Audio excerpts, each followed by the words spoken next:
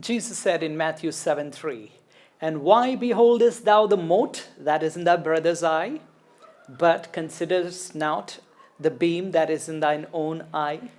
The Holy Bible. A mote is a small piece of wood, a dust particle, so to say. Anything, however small, in the eyes is an irritant. A beam, on the other hand, is a huge timber of wood. In this figurative language, Jesus is saying we easily see so clearly the little faults in other people, but we fail to see the real big faults in our own lives. We are all experts in this area, aren't we?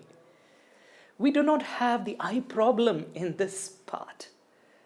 Our physical eyes might become less sharper with age, but our judgmental eyes always do fine. Unfortunately, we only see through the transparent glass other people's mistakes and not through the reflected mirror our own error. Why is it that we hardly see our own faults and gladly see the faults of others?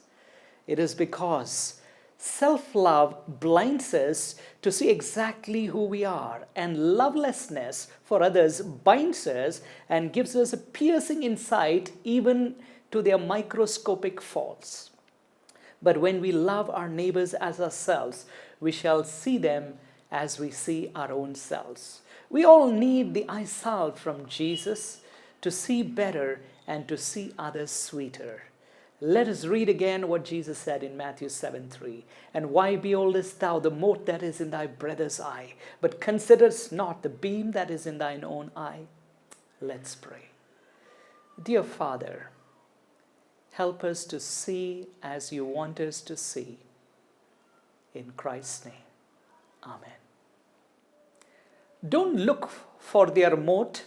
Your faults you just note, and have a happy day.